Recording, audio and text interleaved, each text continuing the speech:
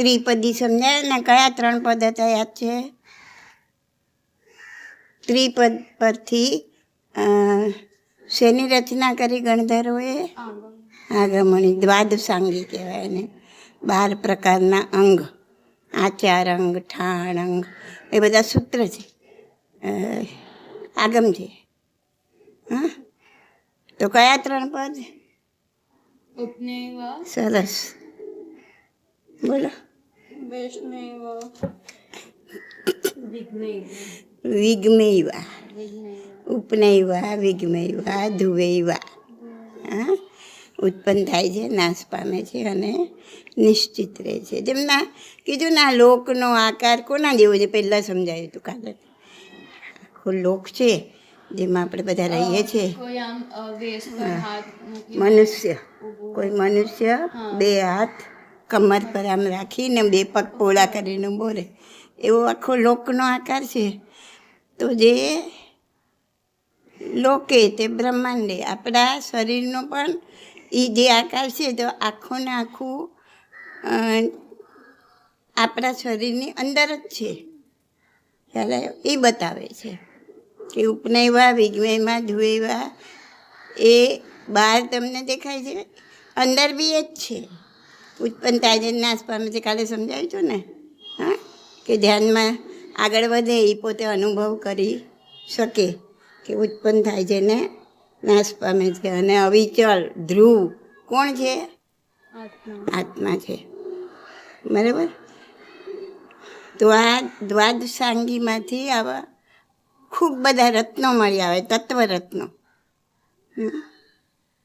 તો એ તત્વ જાણવું ખૂબ જરૂરી છે.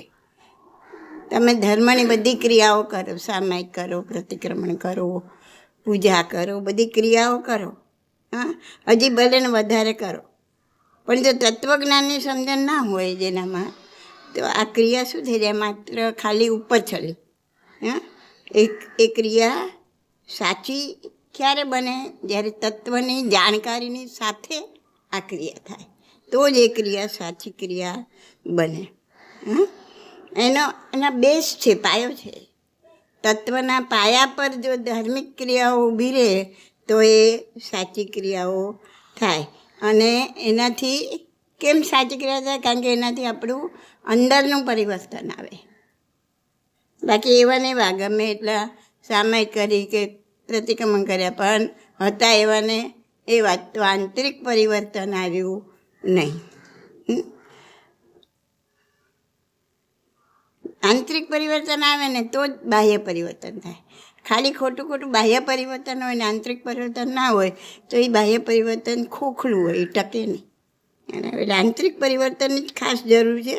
અને આંતરિક પરિવર્તન ત્યારે જ થાય જ્યારે સાચા અર્થમાં આપણે તત્વજ્ઞાનને સમજીએ. પછી કોઈ કહેવું ના પડે તમને, તમે ધર્મ આરાધના કરો, તમે આ કરો. કારણ કે એ અંદરથી જ સૂજે. તત્વજ્ઞાન સમજ્યા પછી એ અંદરથી જ સૂજે તમને. તો ધર્મનું મેઇન તત્વ છે આપણો આત્મા. જેને આત્માને જાણ્યો નહીં એને કંઈ જ જાણ્યું કહેવાય નહીં. અને જેણે આત્માને જાણી લીધો એને બધું જ જાણી લીધું. કાલે દ્વાદશાંગી કીધું ને, એમાં આચારાંગ સૂત્ર છે ને, એમાં બી લખ્યું છે કે જો એગમ જાણઈ સો સબ્બમ જાણઈ. જો સબ્બમ જાણઈ સો એગમ જાણઈ. એગમ એટલે આત્મા. જે આત્માને જાણે છે એ બધું જાણે છે. જે બધું જાણે છે એ આત્માને જાણે છે. હમણાં આગમ તો 2500 વર્ષ પહેલાં લખાય, પણ નરસિંહ મહેતા તો હમણાં થઈ ગયા. નરસિંહ મહેતાનું નામ સાંભળ્યું છે? એ ગુજરાતી કવિ હતા. ઘણા બધા પદો લખ્યા છે ગુજરાત. તત્વચિંતક હતા પોતે. એમણે બી લખ્યું છે, જ્યાં લગી આત્મા તત્વચિંત્યો નહીં, ત્યાં લગી સાધના સર્વ જૂઠી. આ એમને ખ્યાલ આવ્યા? જ્યાં સુધી આત્માને તત્વરૂપે ચિંતવ્યો નથી, જાણ્યો નથી, સમજ્યા નથી, ત્યાં સુધી તમે ગમે એટલી સાધના કરો, બધી સાધના કેવી જૂઠી છે. તો ધર્મના સેન્ટરમાં શું છે? તો કે આત્મા. અને સાયન્સના સેન્ટરમાં આ બધા ભૌતિક પદાર્થો.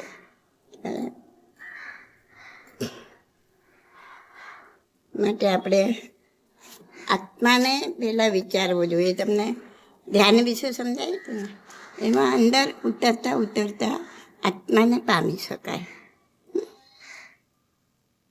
તો ઘણા મોટા મોટા વૈજ્ઞાનિકો, હવે તો અત્યારે તો તમને પૂછીએ તમે એટલે કોણ, તો તમને ખબર છે તમે એટલે કોણ. Who are you? I am Krish, I am Dhriti. No, Krisha તો હજારો દુનિયા હે ને. તમે એટલે કોણ?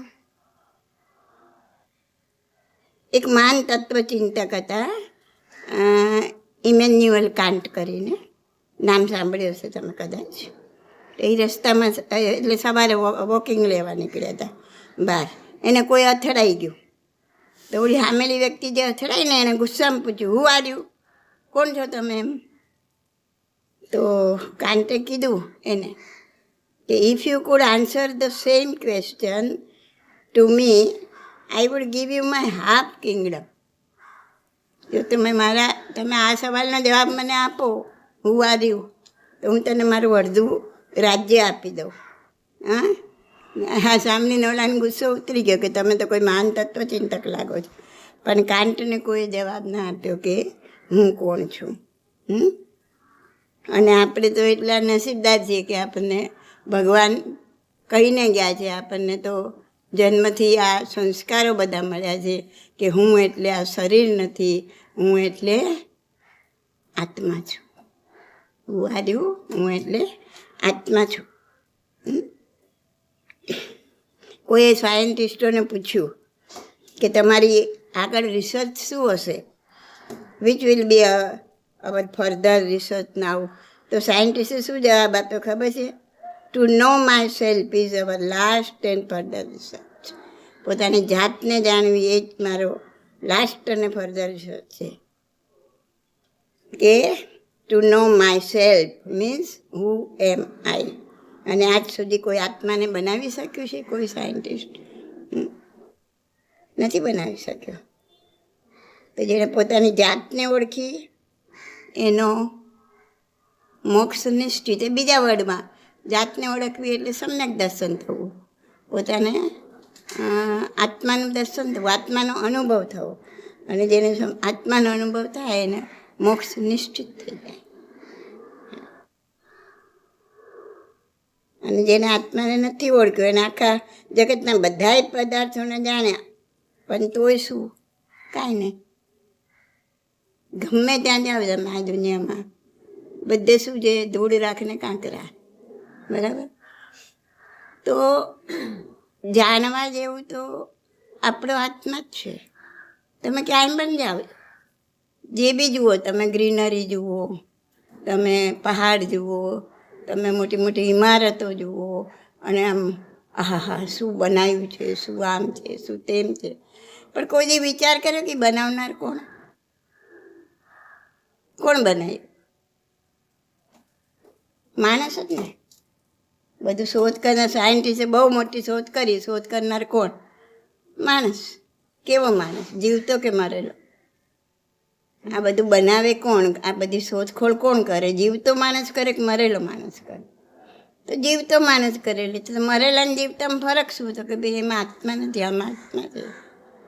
તો હાઈએસ્ટ પાવર જ આત્મા. આત્મા છે તો આ બધું કરી શક્યો છે. તો આત્મા જેવો પાવર બીજો કોઈ છે જ નહીં.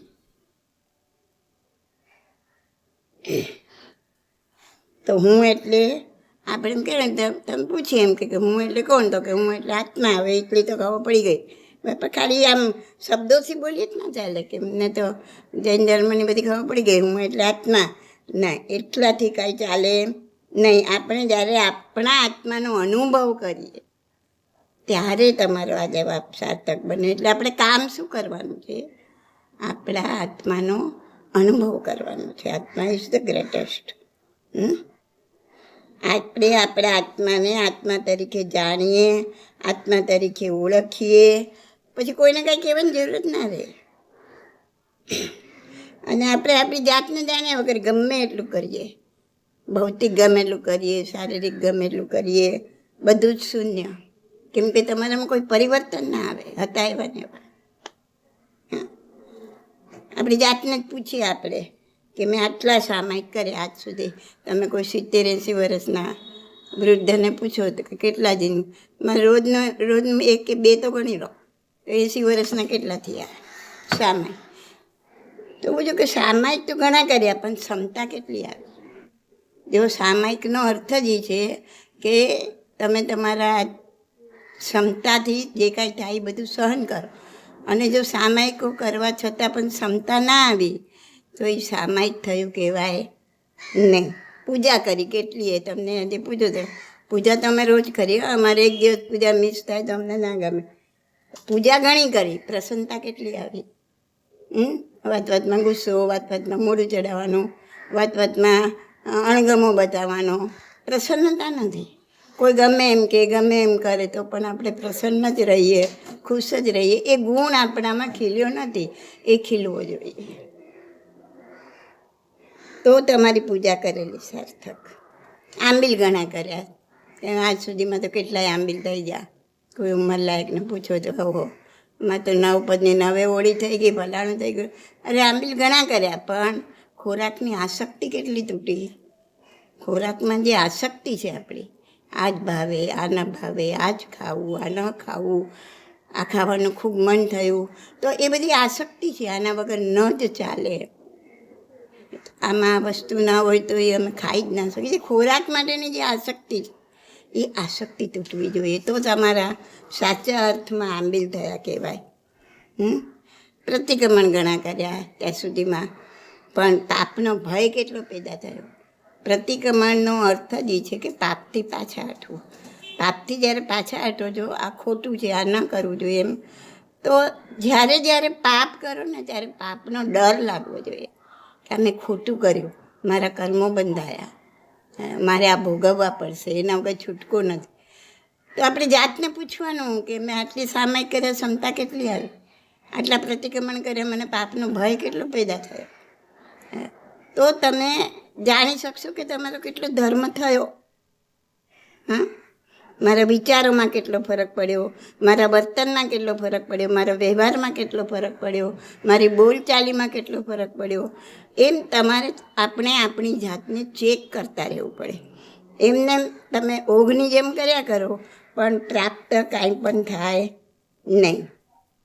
તો આ યોગ શતક નામનો ગ્રંથ છે, અને એમાં મહોપાધ્યાય યશો વિજયજી મહારાજ એમણે આ યોગ શતક નામનો મોટો ગ્રંથ લખ્યો છે. અને એમાં એમણે કીધું છે કે સૌએ રોજ પોતાના આત્માનું બારીકાઈથી નિરીક્ષણ કરવું જોઈએ, ડેઈલી કરવું જોઈએ. મારામાં શું ચેન્જ આવ્યો? કારણ કે લાઈફ તો હમણાં જોતામાં પૂરી થઈ જશે. આજે મને એમ થાય કે મારા છોકરા આવડા હતા, આજે છોકરા આવડા થઈ ગયા. એક સ્વપ્નની જેમ ફટાફટ બધું પતી જાય છે, ખબર નથી પડતી. જ્યારે એન્ડ આવે ત્યારે એમ થાય કે હજી હમણાં તો સ્ટાર્ટિંગ હતું અને એન્ડ પણ આવી ગયો. તો ડેઈલી આપણા આત્માનું આપણે નિરીક્ષણ કરવું જોઈએ, એમ મહોપાધ્યાય શ્રી યશો વિજયજી મહારાજ જણાવે છે. કે મારા આત્મામાં શું ફરક પડ્યો, મારા રાગ દ્વેષ કેટલા ઓછા થયા. ખાલી દ્વેષ ઓછો થવો જોઈએ એમ નથી, રાગ બી ઓછો થવો જોઈએ. ખબર છે રાગ એટલે શું? રાગ એટલે આ તો જૈન ધર્મનો પાયો છે.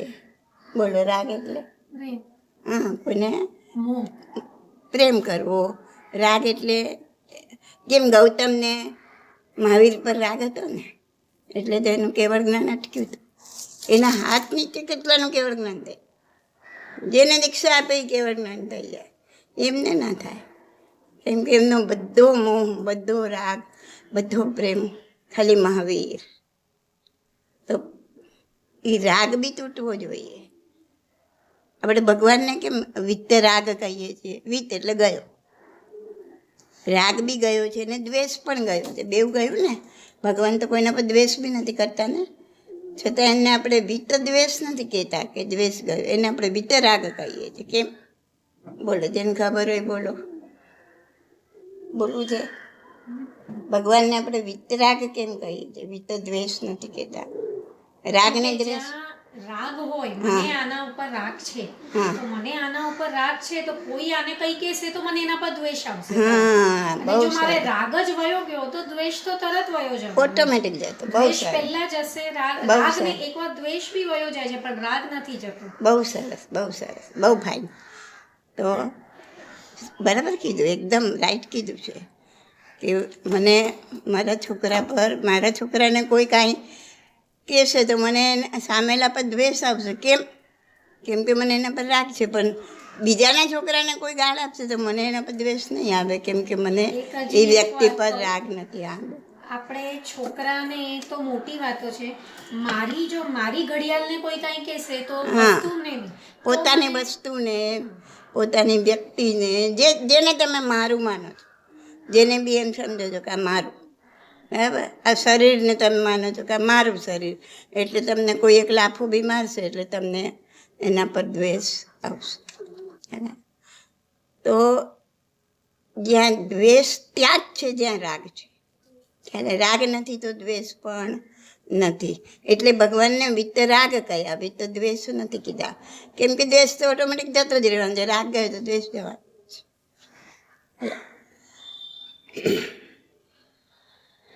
તો આપણા રોજે રોજ ચેકિંગ કરવું જોઈએ કે આપણા રાગ દ્વેષ કેટલા ઓછા થયા. આ જૈન ધર્મનો પાયો છે. એટલે તો ભગવાનને વિતરાગ કીધા, કેમ કે આપણે વિતરાગ બનવું છે. આપણે એ સ્થાન પર જવું છે જે એમને મેળવ્યું આપણે મેળવવું છે. આપણો ગુસ્સો કેટલો ઓછો થયો, ક્રોધ કેટલો ઓછો થયો, આપણામાં કેટલા વિકારો ઓછા થયા, ખાવાની લાલસા કેટલી ઓછી થઈ, અહંકાર કેટલો ઓછો થયો. અહંકાર તો ખબર ને શું? ના, અહંકાર એટલે ગુસ્સો નહીં. અહંકાર એટલે ઘમંડ, અભિમાન. હું જ આમ છું, મને એ શેનો કાંઈ કહી જાય, એવું થાય ને. એ કોણ મને કહેવા વાળો? બાહુબલીની વાત ખબર તમને? બાહુબલી કોણ હતા? ઋષભદેવ ભગવાનના પુત્ર, બરાબર છે. તો ઋષભદેવ ભગવાનથી ભરત અને ઋષભદેવ બે છોડીને બાકીના એટલે કેટલા પુત્ર હતા ઋષભદેવને? 100 પુત્ર હતા લગભગ. બાકીના 98 દીક્ષા લઈ લીધેલી. કોને છોડીને? ભરત મહારાજા અને આ બાહુબલી, એ બે સિવાય બાકીના 98 પુત્રોએ દીક્ષા લઈ લીધેલી. તો બાહુબલીને જ્યારે વૈરાગ્ય પેદા થયો અને એ દીક્ષા લેવાનો ભાવ થયો એમને, ત્યારે એ શું વિચારે છે? એવો નિયમ છે આમાં સાધુ સાધ્વીજી મહારાજોમાં કે ભલે તમારાથી નાનું હોય પણ તમારાથી પહેલાં દીક્ષા લીધી હોય તો તમારે એને વંદન કરવા પડે. હવે આ ધૃતિ દીક્ષા લઈ લે અને મેં ના લીધી હોય એટલે હું દીક્ષા લઉં તો મારે ધૃતિને વંદન કરવા પડે, બરાબર. એને એટલો જ અહંકાર આવ્યો, બાકી કાંઈ જ નહીં, કે જો હું દીક્ષા લઉં અત્યારે તો મારે આ બાકીના બધા ભાઈઓને મારે વંદન કરવા પડે. તો એના કરતાં હું શું કરું? હું સાધના કરું જંગલમાં કેવળ જ્ઞાનની, અને કેવળ જ્ઞાન પ્રાપ્ત કરીને પછી હું દીક્ષા લઉં તો મારે આ બધાને વંદન ના કરવા પડે. એટલો અહંકાર, આટલું જ, આ સિવાય કાંઈ જ નહીં. અને તમે જોજો ને મોટી મૂર્તિ બાહુબલીની બનાવેલી હોય છે. તો જંગલમાં સાધના કરે છે, વૃક્ષ નીચે ઊભા રહીને હાઈએસ્ટ 12 મહિનાનો તપ કરે છે. 12 મંથ સુધી કાંઈ ખાતા પીતા નથી, હાલતા ચાલતાય નથી. જે જગ્યાએ ઊભા હોય છે એ જ જગ્યાએ એમને આખી વૃક્ષની વેલડીઓ મીટળાઈ જાય છે. ક્યારે મીટળાય? જો માણસ હાલન ચાલન કરે તો વેલડીઓ તૂટી જાય, આખી વૃક્ષની વેલડીઓ એમને મીટળાઈ જાય છે. એમાં એમનું મોઢું માન દેખાય એવા આખા મીટળાઈ જાય વૃક્ષની વેલડી. એમના માથે ચકલાઓએ માળો બાંધ્યો. ચકલા માળો ક્યારે બાંધ્યો? જરાક આમ માથું થાય તો ઉડી જાય. તો એમને ક્યારે માળો બાંધ્યો હશે? કેવા સ્થિર થયા હશે, ધ્યાન સાધનામાં કેવા સ્થિર થયા હશે.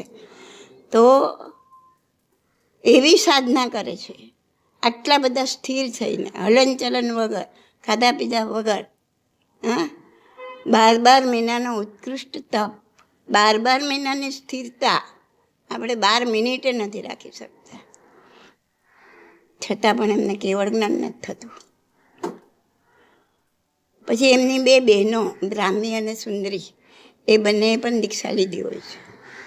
અને એ ત્યાંથી પસાર થાય છે ને જુએ છે આ વૃક્ષની વેલડીઓ મીટલાઈ ગયું છે ને એમાંથી જરાક દેખાય છે કે આ ભાઈ. અને શું બોલે છે? વીરા મારા ગજ થકી હેઠા ઉતરો. વીરા એટલે કે મારા ભાઈ તમે હાથી પરથી નીચે ઉતરો. તો ઓલા બાહુબલી વિચાર કરે છે કે હું તો હાથી પર નથી, કેમ મને એમ કે છે હાથી પરથી ઉતરો, નીચે ઉતરો. અને એને એકદમ સ્ટ્રાઇક થાય છે કે ઓહો, હું આ અહંકારના હાથી પર બેઠો છું કે મારે નાના ભાઈઓને વંદન નથી કરવા, હું મોટો છું, તો હું કેવળ જ્ઞાન મેળવીને પછી જ જાઉં. અને એમ થાય છે એને તરત પસ્તાવો થાય છે. અને એ પોતે ભાઈઓને વંદન કરવા માટે ખાલી પગ ઉપાડે છે, જવા માટે પગ ઉપાડે છે. ઓલો અહંકાર ઓગળી ગયો અંદરથી. બહેનોના આ એક વાક્ય એને સતર્ક કરી દીધા. અહંકાર ઓગળ્યો, હજી ગયા નથી, જવા માટે પગ ઉપાડે છે અને કેવળ જ્ઞાન પ્રાપ્ત થાય. આ અહંકાર, આ અભિમાન આપણામાં કહું ઢગલા છે. આ એક અહંકાર જો કેવળ જ્ઞાનને રોકે છે. ગૌતમનો એક વ્યક્તિ પ્રત્યેનો, ગુરુ પ્રત્યેનો, મહાવીર પ્રત્યેનો રાગ એના કેવળ જ્ઞાનને રોકે છે. તો આપણે ક્યાં? તો આપણે આ બધું છોડવાનું, જેટલું છૂટે એટલું. ખબર નથી કેટલું ભર્યું છે કે જેની કોઈ હદ નથી, કોઈ લિમિટ નથી. પણ એમાંથી જેટલું ઓછું થાય એટલું આ માનવ જન્મમાં કરી શકશું. બાકી તો કોઈ જન્મમાં કરી, અહીંથી આપણે કૂતરા બકરા ચકલા પોપડ મેના કંઈ બી થયા, પછી કંઈ સમજણ જ નથી તો આ કબૂતરા કાંઈ જાણે છે? કંઈ સમજણ જ નથી તો શું કરવાના? નરકમાં ગયા તો અતિશય દુઃખમાં પટકાશું, ત્યાંય કંઈ કરી નથી શકવું. એક માનવ જન્મ જ એવો છે કે આપણે ધારશું એ કરી શકીશું. તો એક ક્ષણ તો વહી રહી છે. ક્યાં આપણા હાથમાં છે? વીતી તો રહી છે. આ દિવસ ઉગ્યો ને હાથમાં. શું કર્યું આજના દિવસમાં આપણે? એટલું વિચારો. જે કર્યું એનું શું મેળવ્યું આપણે? આપણામાં શું ચેન્જીસ આવ્યો? આપણા કયા દુર્ગુણ ઓછા થયા? આપણામાં કયા સદગુણ ખીલ્યા? એનું આત્મવિશ્લેષણ કરો. દરરોજ વિશ્લેષણ કરો. તો આપણે કંઈક પામી શકીએ. ને આપણે તો છે ને અહીંયા મેઇન કરી દીધું છે, આપણે આપણા શરીરને મેઇન કરી દીધું છે અને આત્માને આપણે ભૂલી ગયા છીએ. પણ આત્મા છે તો આ શરીર છે એ વસ્તુ બી ભૂલી ગયા છીએ આપણે. તો આપણી જે જીવન પદ્ધતિ છે, જીવન જીવવાની રીત છે, એના સેન્ટરમાં કોણ છે? શરીર છે કે આત્મા છે? અત્યારે આપણી જે જીવન પદ્ધતિ છે એના સેન્ટરમાં કોણ? શરીર છે, આત્મા નથી. અને જો આત્મા સેન્ટરમાં આવે તો જ આપણે આત્મસુખ પામી શકીએ. તો આપણે આત્માને સેન્ટરમાં રાખીને જીવવું જોઈએ. અને જો આત્માને સેન્ટરમાં રાખીને જીવો ને તો જે આ બાહ્ય કન્ડિશન છે ને જે બહારની, એ આપણને અસર ના કરી શકે. કોઈ ગાળ આપી ગયું તો કંઈ ભલે ના આપ્યું હશે, કોઈ જન્મમાં મેં આપી હશે એને મને પાછી આપી, હું તો લેતો નથી. કોઈ તમને 1 વાટકી લોટ લઈ ગયું હોય અને તમને પાછું આપવા આવે ને તમે ના લો તો એની પાસે જ રહે ને. તો મારે તો માલ લેવું જ નથી ને. તો ત્યાં તમને ક્ષમતા આવી જશે, ક્રોધ નહીં આવે, ગુસ્સો નહીં આવે. તો આ બધી બાહ્ય કન્ડિશન શરીરને અસર કરે, આત્માને નહીં, મનને અસર કરી શકે નહીં. એટલે કોઈ કાંઈ પણ સંભળાવી જાય, કોઈ કાંઈ પણ કહી જાય, અંદર અકળાવાનું નહીં. એટલું જ યાદ રાખવાનું, આ રિટર્ન ગિફ્ટ આવી છે. તમારા બર્થડે હોય ને, બર્થડે પાર્ટી, બધાને રિટર્ન ગિફ્ટ આપો ને. હવે તમને ગિફ્ટ આવે પણ તમે રિટર્ન ગિફ્ટ આપો ને, એવું કંઈક હોય છે ને. તો આ બી કોઈ જન્મમાં આપણે આ બધી ગિફ્ટ લોકોને આપી છે. કોઈને ગાળો આપી છે, કોઈને માર માર્યો છે, ક્યાંક અહંકાર કર્યો છે. એ બધી આ રિટર્ન ગિફ્ટ એ બિચારા આપવા આવે છે. એ એક ખાલી એજન્ટ છે, ક્યારે એક નિમિત્ત છે. એ નિમિત્તને બચકા નહીં ભરવાના, આપણી જાતને જ બચકા ભરવાના. કે મેં કરવી, મને પાછું આવ્યું છે, ઓકે. હવે જો હું રિએક્શન આપીશ તો પાછું એ પાછું આપવા કોઈક જન્મમાં આવશે.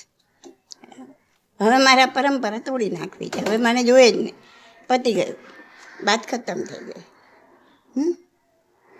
તો આ જૈન ધર્મનું તત્વજ્ઞાન છે. ક્યારે સમજાય આ બધું અને ક્યારે અમલમાં મુકાય. કોઈ જન્મના કેટલાય પુણ્ય જાગે ને ત્યારે આ વસ્તુ જાણવા મળે, સાંભળવા મળે. અને એ જો અંદર ઉતરે તો સમજવાનું અતિશય પુણ્ય જાગૃત થયું છે. એ સારું લાગે, સાચું લાગે, સાંભળવું ગમે, તો અતિશય પુણ્ય જાગૃત થયું છે. અને જો એ અમલમાં મુકાય તો સોનામાં સુગંધ પડી જાય.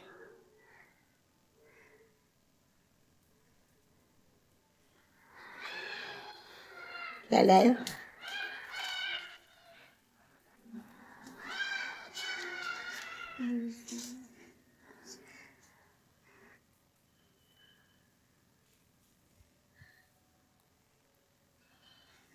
તો બસ આજે આટલું. ખ્યાલ આવી ગયો શું આત્મા છે, શું કરવાનું છે, શું નથી કરવાનું. પછી આપણે આગળ કાલે જોઈશું.